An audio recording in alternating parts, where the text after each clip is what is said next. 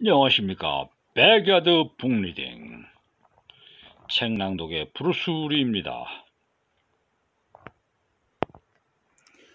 오늘 낭독할 제목은 오줌과 고름 마시기입니다. 선구독, 공유, 좋아요 부탁드립니다.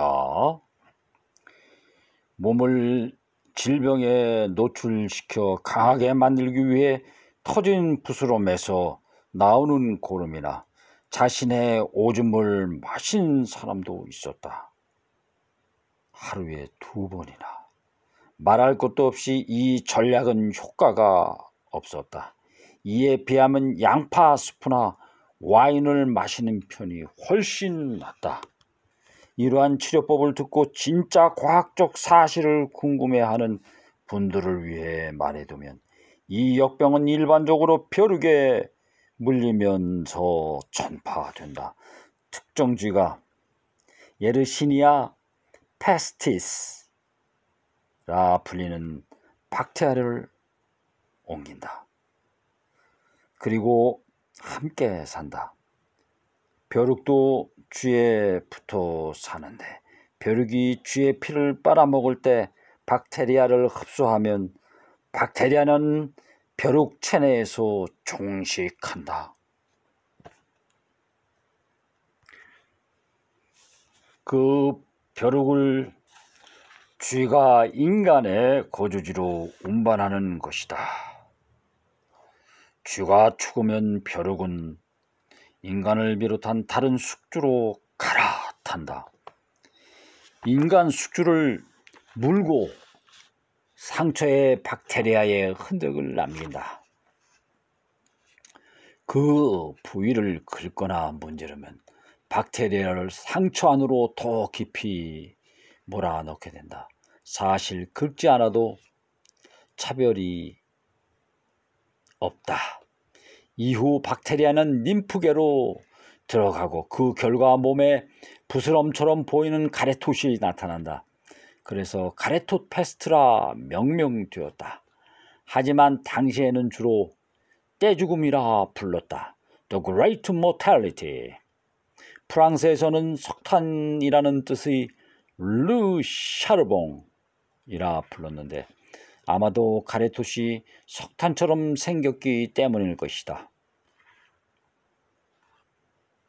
가로 열고. 그리고 가벼운 상처라는 말은 부부, BOO,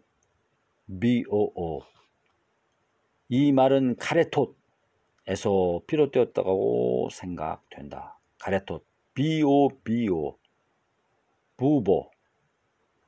낫게 하겠다고 가래톳에 키스해서는 안 된다. 가로 닫고. 이 질병은 흑사병으로 알려지게 되었다.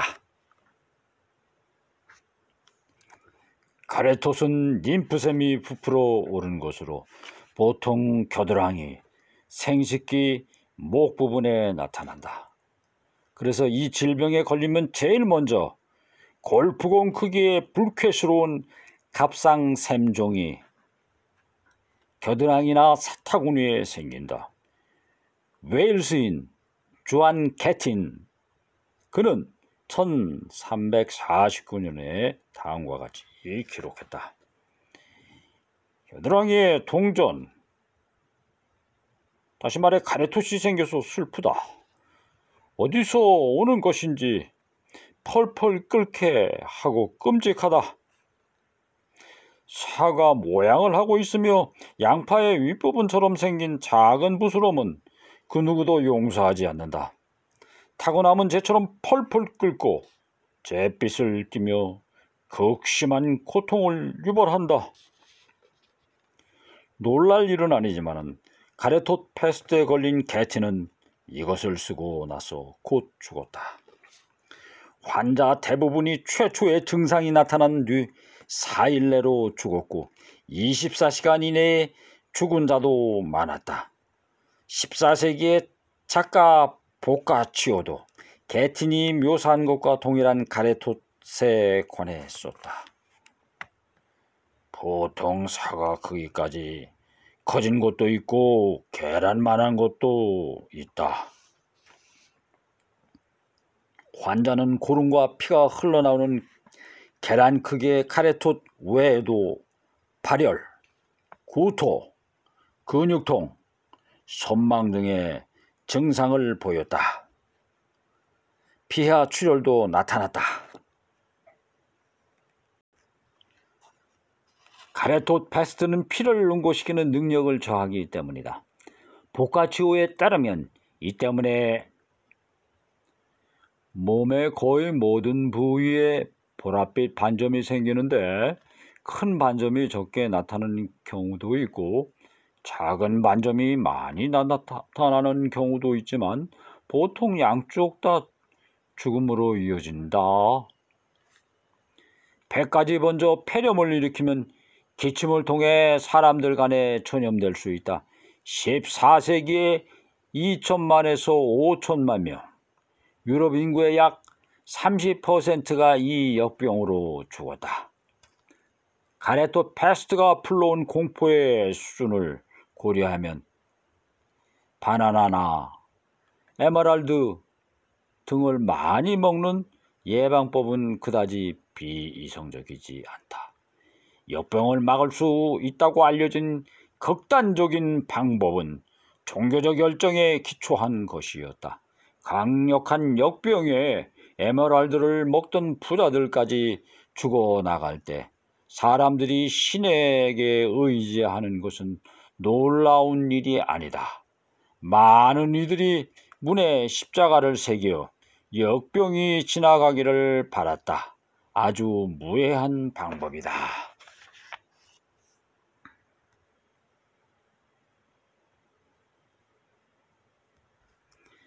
역병을 막을 수 있다고 알려진 극단적인 방법은 종교적 열정에 기초한 것이었다. 강력한 역병에 에메랄드를 먹던 부자들까지 죽어나갈 때 사람들이 신에게 의지하는 것은 놀라운 일이 아니다. 많은 이들이 문에 십자가를 새겨 역병이 지나가기를 바랐다. 아주 무해한 방법이다. 하지만 14세기의 삶은 급속히 섬뜩해졌다. 신을 채찍질함으로써 신에게 용서를 구하려는 자가 많았다. 주로 네덜란드 출신이었던 채찍 고행자들은 14세기 중반에 유럽 전역으로 퍼졌다. 피가 날 때까지 자신을 채찍질하며 알몸으로 여러 마을을 누비고 다녔다. 상처를 씻거나 여자와 말하는 것도 금지되었다. 십자가 모양이 되도록 팔을 뻗고 넙죽 엎드렸다. 들르는 곳마다 33일과 3분의 1 동안 계속 반복했다.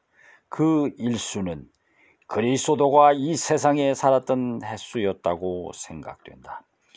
교황 클레멘스 6세 1291년생 1352년 말 프랑스 출신의 제198대 교황으로 역병의 원인을 규명하려 했다.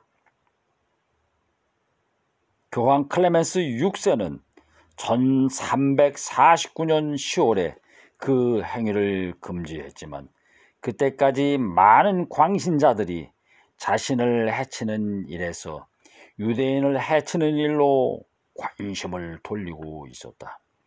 유대인이 우물에 역병을 풀며 돌아다닌다는 유언비어가 널리 퍼졌다. 중세 기독교도는 로마 시대에 자신들이 박해받은 참상으로부터 아무것도 배운 게 없는 것 같다. 때에 지어 다니며 주저없이 유대인을 공격하는 걸 보면 교황 클레멘스 6세는 이러한 반유대주의 폭동을 막기 위해 역병의 책임이 유대인에게 있다고 믿는 자는 악마의 거짓말에 넘어간 것이므로 학살을 멈춰야 한다는 칙령을 발표했다. 훌륭한 조치였다. 클레멘스 6세의 선의의 칙령은 프랑스와 이탈리아 등지에서 흥분을 가라앉혔다고 여겨지지만 유럽의 다른 지역에서는 받아들여지지 않았다. 당장 구글에 검색해보라. 유대인이 우물에 독을 타 가레토 패스트를 의도적으로 퍼뜨렸다고 믿는 지금도 증오에 찬 인간이 아직도 존재한다. 그 유언비어는 의학적으로 타당하지 않지만 실상을 알지 못하는 자들의 마음을 사로잡는 데는 충분했던 것 같다. 따라서 1349년 2월에 슈트라스부르크, 현재는 프랑스의 도시 스트라스부르지만 1681년에 프랑스에 합병되기 전까지는 신성 로마 제국의 자유도시로 독일권에 속했다. 이후에도 정세에 따라 몇 차례 독일령이 되었다.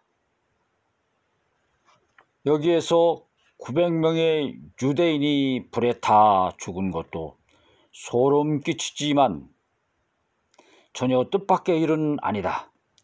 어느 연대기 편자는 말했다. 그들은 자신의 묘지가 될 건물로 끌려갔고 도중에 군중에게 옷이 다 뜯겨 나체가 되었다. 같은 해 마인츠에서는 하루에 6,000명의 유대인이 살해당하는 등 총 2만 명 이상이 학살되었다. 유대인 애인을 둔 폴란드의 왕 카즈미에시 3세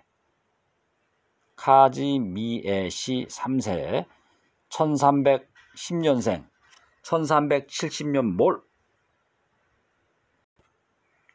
그는 위대한 업적을 남겨 폴란드 역사상 가장 훌륭한 왕으로 평가받는다. 이 3세는 박해를 피하려는 모든 유대인들에게 자국의 도피처를 제공했다. 잘했어요. 카즈미에시 3세 왕, 히스토리 채널의 특집으로 나오면 좋겠네요. 그러나 대혼란을 일으킨 건 종교적 광신자뿐만이 아니었다. 이탈리아에서는 겁에 질린 채 살면 죽는다 라는 모토를 내건 무덤 파는 집단이 특히 위협적이었다. 베키니라 불렸으며 역사적으로 정확하지는 않지만 내 머릿속에는 영화 시계테 업 오렌지, A Clockwork Orange 1971년 판 여기에 등장하는 깡패 이미지다. 존 켈리에 따르면 피렌체에서는 죽음의 공포가 더욱 커졌다. 베키니가 한밤중에 현관문을 벌컥 열고 난입하여 삽을 휘두르며 몸값을 지불하지 않으면 강간하거나 죽이겠다고 위협했다. 돈을 지불하지 않으면 산채로 무덤으로 끌고 가겠다고 위협했다. 시체라면 주변에 널려 있었건만 사회 질서는 모든 측면에서 무너지고 있었다. 한때 아름다웠던 도시들이 공동